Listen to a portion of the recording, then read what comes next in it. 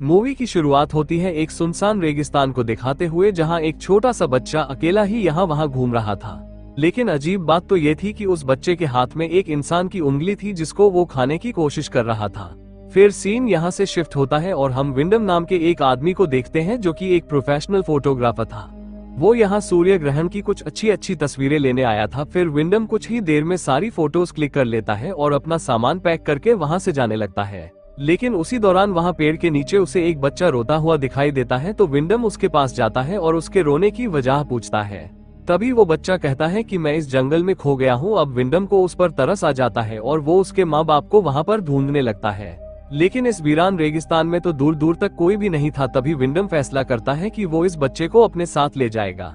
लेकिन तभी वो बच्चा उसे इशारा करके बताता है कि मेरे माँ बाप उस तरफ गए थे, और ये कहकर वो भी उसी तरफ आगे बढ़ने लगता है।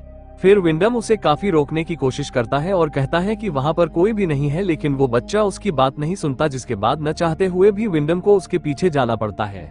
फिर हम देखते हैं कि उसका पीछा करते करते विंडम भी अब काफी दूर तक आ चुका था। तभी वो बच्चा अचानक से रुक जाता है और विंडम से पानी मांगता है, तो विंडम उसे पानी देता है और इधर उधर रेगिस्तान में देखने लगता है। अब उसे महसूस तो हो चुका था कि वो लोग काफी दूर आ गए हैं और अब उन्हें यहाँ से निकलना कैसे है, जिसका उसको भी कोई अंदाजा नहीं था। तभी पानी पीते ही वो बच्चा विंडम की तरफ देखकर मुस्कुराता है और वहाँ से भाग जाता है, जैसे कि वो यही चाहता था कि विंडम यहाँ पर आकर फंस जाए। और आगे कुछ ऐसा ही होता है। अब विंडम को तो यहाँ से बाहर निकलने का रास्ता पता ही नहीं था, जिस वजह से वो यहाँ पर भटक जाता है और चलते चलते थोड़ी देर में वहाँ पर अंधेरा भी हो जाता है। आगे वो खुद को ठंड से बचाने के लिए एक शेल्टर ढूंढने लगता है और थोड़ा दूर चलने के बाद ही उसे वहाँ पर एक घर दिखाई देता है, जिसके अंदर एक औरत काम कर रही थी। और वो घर पहाड़ से थोड़ा नीचे था, लेकिन नीचे तक जाने के लिए वहाँ एक सीढ़ी लगी हुई थी। अब विंडम के पास रहने की और कोई जगह तो थी नहीं, इसलिए वो सीढ़ी से नीचे उतरकर उस घर की तरफ चला जाता है और वहाँ जाकर उस औरत से मिलता है जिसका नाम अलीना होता है।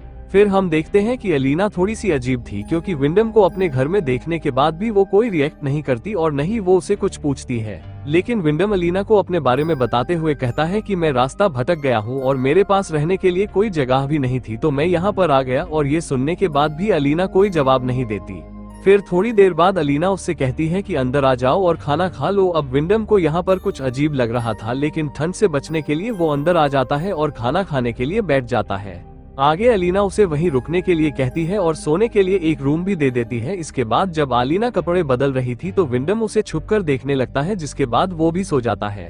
फिर अगले दिन विंडम यहाँ से निकलने के लिए दोबारा उसी सीढ़ी के पास जाता है, लेकिन तभी वो देखता है कि कल रात जिस सीढ़ी से वो यहाँ पर आया था अब वो वहाँ पर नहीं थी।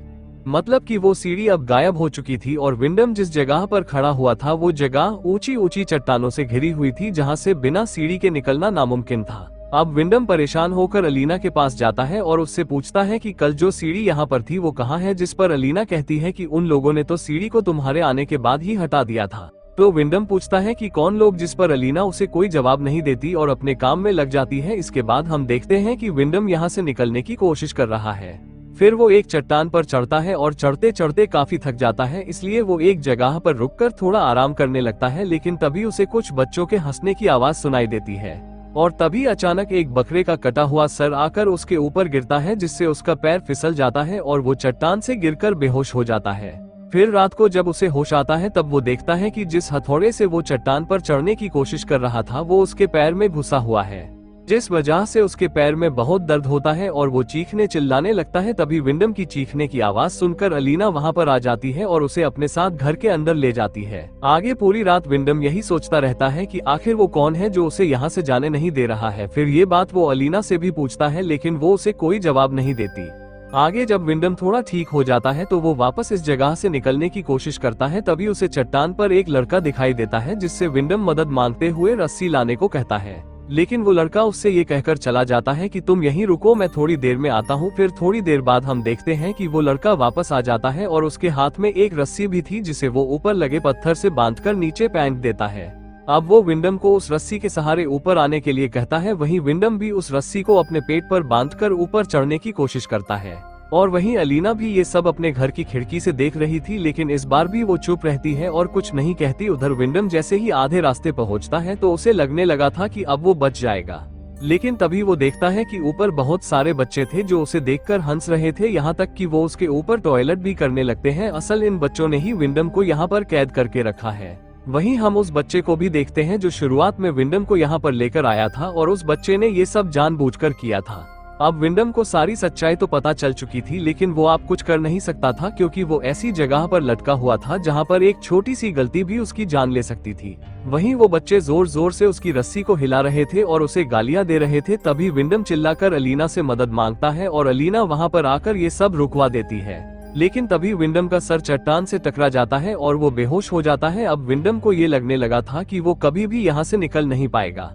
साथ ही वो ये सोचता है कि शायद अलीना को भी इन्हीं लोगों ने यहाँ पर कैद करके रखा है और जब वो यहाँ से निकल नहीं पाई तो उसने इसी जगह को अपना घर बना लिया।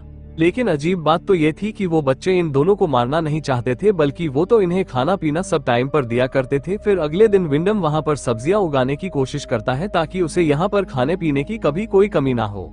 तभी चट्टान के ऊपर लैप नाम का एक लड़का आता है जो कि उन्हीं बच्चों के ग्रुप में से एक था। वो विंडम से पूछता है कि तुम क्या कर रहे हो, जिस पर विंडम कहता है कि मैं पौधा उगा रहा हूँ। अब लैप विंडम से ये चीज सीखने को बोलता है और इसी बात का फायदा उठाते हुए विंडम लैप को अपना दोस्त बनाने की कोशिश करता है। वो उससे कहता है कि तुम जब चाहो मैं तुम्हें सिखा सकता हूँ। जिसके बाद लैप एक चॉकलेट फेंक कर वहाँ से चला जाता है। उसी दौरान विंडम को मिट्टी से एक रिंग और एक कार की चाबी मिलती है जो इस बात का सबूत थी कि इससे पहले भी कई लोग यहाँ पर आ चुके थे।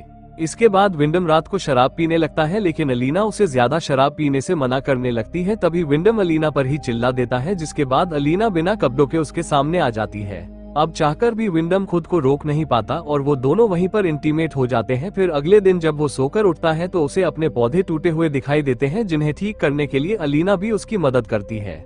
और थोड़ी देर बाद लैप आकर विंडम से बात करने लगता है तो विंडम उससे कहता है कि मैं तुम्हें इतनी दूर से कुछ नहीं सिखा सकता, अगर तुम मुझे यहाँ से बाहर निकालते हो तो तुम जो चाहो वो मैं तुम्हें सिखा सकता हूँ। तभी लैप डरते हुए विंडम से कहता है कि मैं तुम्हें उन सबके होते हुए यहाँ से नहीं निकाल सकता, लेकिन जब वो लोग यहाँ पर नहीं होंगे तो मैं तुम्हें बाहर निकालने की कोशिश करूंगा। उधर इन दोनों की बातें अलीना भी सुन रही थी। इतने में वहाँ पर एक लड़का भी आ जाता है जो इन दोनों की बातें सुन लेता है, जिसके बाद वो लैप को गुस्से में वहाँ से ले जाता है। फिर रात को खाना खाते हुए अलीना विंडम से कहती है कि वो उसके बच्चे की मां बनने वाली है, लेकिन इस पर विंडम अलीना पर ही गुस्सा करते हुए उसे ही इसका जिम्मेदार ठहराता है और कहता है कि ये सब तुम्हारी वजह से हुआ है क्योंकि तुम मेरे सामने बिना कपड़ों के आ गई थी। तभी अलीना कहती है कि ये सब हम दोनों की वजह से हुआ है।